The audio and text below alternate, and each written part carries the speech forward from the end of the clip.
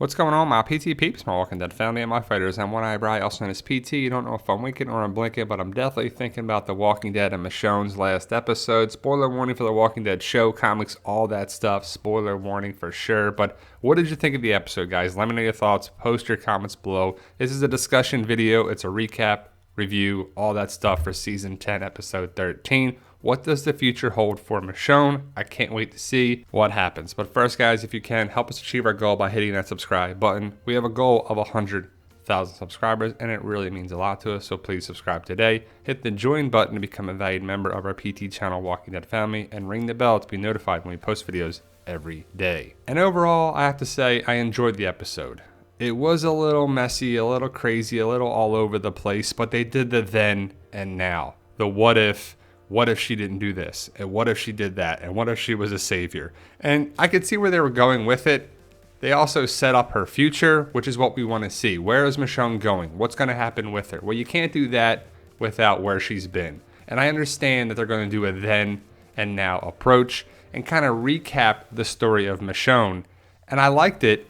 But overall, some of the things were more of a miss than a hit, in my opinion. But overall, I love to see this badass look of Michonne. This is iconic. This is what Michonne is to her fans, her pet walkers, the outfit, the katana. It was just pretty cool. And the fact that they brought people back in, like Andrea, Sadiq, Carl, Daryl, DJ, Laura, Negan. It was interesting, but the fact that they just reused old footage was a little cheesy in my opinion, but overall, I enjoyed it. I know the haters are going to be like, stop hating on it, bro. Stop doing this. Ugh. But ultimately, Andrea coming back was essential because it was connected with the starting point of Michonne.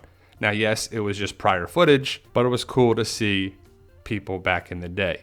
Andrea, Heath, Glenn, Rick, and it was kind of cool to see that. You know, it was like, what if Michonne didn't save Andrea? And you saw the trickle-down effect.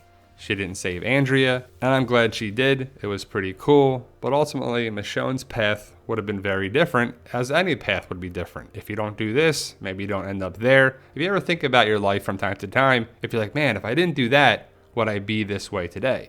But ultimately, Virgil lied to Michonne. Virgil seemed like a complicated fella, but ultimately, should he have got killed off?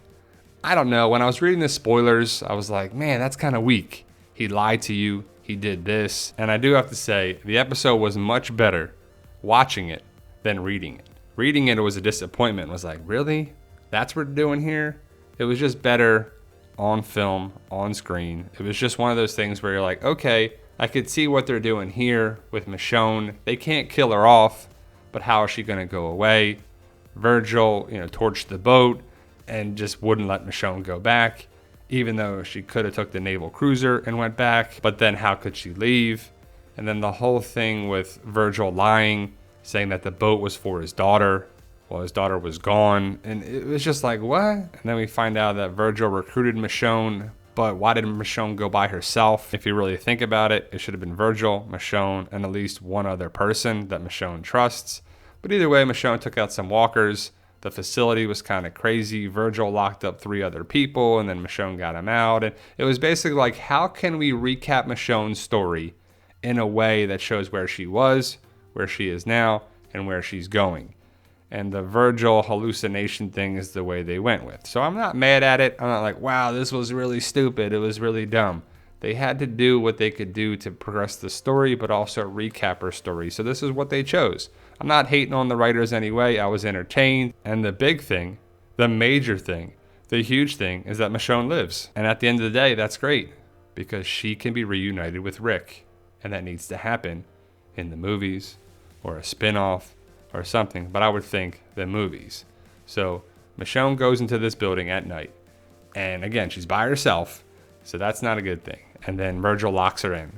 And Virgil just seems creepy. And that's what he's supposed to be. And, Virgil locked Michonne up and drugged her. And who knows what he was going to do. Maybe they should have changed that and had him connected with CRM and was going to trade Michonne.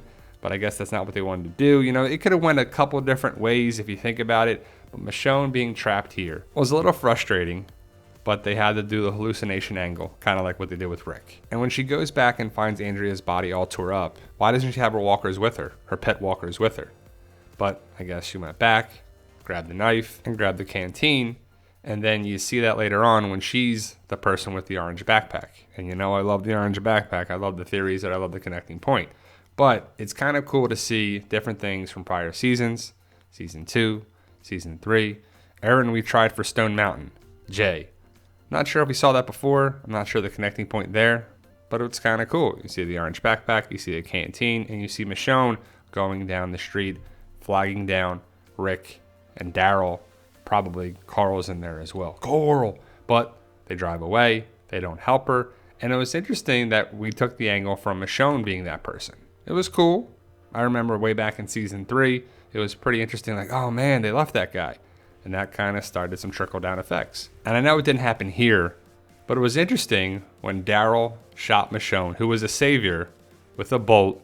And then Rick, from a previous season, pointed his gun and took Michonne out.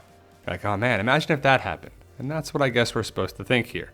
I couldn't stop helping to look at Laura and DJ, that they were alive as saviors, and they were previous saviors. And Michonne is like wounded here. I mean, what happened to her? And again, where are her pet walkers? Why would she get rid of them? But DJ, who was a previous savior, and Laura, and then the other saviors. And Michonne, being sassy, was like, well, I shouldn't have missed. I didn't like that Negan hit her with the bat like so easily, but Michonne was wounded. And I don't like how Negan was holding the sword, but they did make an X for Season 10 of The Walking Dead. Maybe that's a little fun fact or Easter egg, or maybe it's nothing, but I saw that. But Negan taking Michonne in, and Michonne becoming Negan's right-hand woman, was a definite different take. Some people thought it was cheesy, some people thought it was okay, but it's the way they went with it. And I'm definitely not hating on it. But we saw DJ and Laura, and we saw Laura again. And again, Laura was a previous savior, and so was DJ, so they might have been at the outpost, the savior outpost. Glenn comes in and be like, oh, Glenn. There's Heath. I know one guy on the comments, he's like, Heath, I love Heath. Well, there you go. There's your Heath shot. Maybe he'll be in the movies as well. But Glenn takes out Laura. Michonne is a savior here. So we see Michonne taking out our survivors. She took out 2 people here when she was sleeping. Rick's shooting at her. You know, it was previous footage, but it was like, man, that was pretty interesting. I wouldn't say it was cool, because I don't want Rick and Michonne fighting each other. I want them working together. And it's a different take on it, but I guess it's showing Michonne's different path. And I'm not sure if it's a subconscious thing where she could have been thinking about her choices. She leaves the outpost, and then she's not in the lineup, but she's in the lineup, and she swings the bat at herself. It's like, all right, I see what they're doing here, but it kind of stinks that Michonne actually doesn't have Lucille, and it was all the dream, well, hallucination. And then she's running in the woods, fighting during the war, all-out war, takes out some people. Daryl shoots her with a bolt, kicks her down, and then Rick takes her out. It was interesting for sure. I thought it was a good take on what could be, like a what-if scenario. And they had to do something. It was an extended episode. It was 50 minutes, and it was entertaining. I wasn't bored by any means. I wasn't like, all right, hurry up with this. End it. But it did seem like a lot of filler. We knew this didn't happen with Michonne. It's what could have happened. And then Michonne finally gets out. She gets to the boat. And then for some reason, Virgil tortures the boat. And I mean, there should have been several boats. It's a naval base. I would think they have several boats that can get around. Boats wash up ashore all the time, what they said. And the fact that Virgil was kind of helping Michonne, he seemed like a decent guy, but he was troubled. It was one of those things that's complicated, and my mercy prevails over my wrath. Should have Michonne taken out Virgil? Probably. The boot thing was interesting. They had to have some connecting point with Rick. Would these boots be in good shape? Was Rick wearing these boots or somebody else? And I'm going to make a separate video about the theory about the boots and the cell phone and everything, but it might not have been Rick. It could have been somebody else, that's for sure. But either way, Michonne and Virgil get on the boat that's in the water. How'd they get to it? I mean, it's trapped in the water. Did they take another boat to get to the boat? Take a raft? Something? And the fact that Michonne and Virgil are checking out things on the boat, that there's stuff there still, but I thought the boots were on the boat, and why didn't you clear the boat off? But you see Virginia, Hopewell on the left. You see New Jersey, Brigantine, something, shipyard. I'm from New Jersey. I'm not sure what city that is, but it says New Jersey. So that's where Michonne's going, north. When she told Judith she's going north, So I'm guessing she was headed towards New Jersey. Now let's talk about this cell phone thing right here. You see Michonne, you see Judith, you see Rick, you see a bunch of different symbols there. And what is this all about? Why does a cell phone have a drawing on it like that? Just use a piece of paper. But who did this drawing? And why does Judith look like Judith of now? Are people watching the communities? But I have another theory about that as well. Who drew this back in season 9? Is this a big clue? I think so. I mean, I think Jadis drew the picture of Michonne and Judith on the cell phone, but we'll have to see. Again, I have a theory about that, and I'll talk about it in another video. And Virgil didn't find anybody, and Michonne's like, what did you do? What happened? Did you set a trap? Did you do this? The flag's on the left. I'm not sure if it means anything. It's different countries, but it's a naval ship, so it just could be there. And it was made clear that Virgil doesn't know who was on this boat, why it was there, when it was there, anything, because he's like, I don't know what you're talking about. So Virgil's the stepping stone to Rick, even though he's kind of useless. By chance, he picked up Michonne, who was connected with this and the people on this boat, by chance or destiny. And the fact that Michonne talked to Judith on the radio and RJ, it was nice, especially RJ, little brave man. And I'm guessing it was Toto. I couldn't really understand. It was Daito and Toto. But ultimately, Judith accepts that Michonne's going away to find the brave man, because what if Rick is trapped and he's trying to come home and he doesn't have help? But the fact that Michonne left her kids, I'm not sure people are buying it. So Michonne's on the boat and they sail away. And then after that, she comes across these walkers and makes new pet walkers. But she's not on the boat anymore. So where did they go? How far did they get away? Are they in New Jersey now? Was there a time jump? I mean, I got more questions than answers here. And that's okay as long as they get answered. But literally, she walks out of the woods. She finds these two people, which look to have, cowhide shawl things, which are pretty interesting. And then she walks forward. She kills her pet walkers. And she looks out. And we see this big group of people. A big old group. And this reminds me of Ginny. Folks call me Ginny, even though I hope they're not connected with that group at all. Michonne thinks about what to do. Another callback to the prison when Rick found Michonne at the prison with the formula. I love the part. It's a brief, couple seconds, but I love the pre-used footage of Rick seeing Michonne. You hear Carl's voice. Should we help her? And they did. And imagine if they didn't.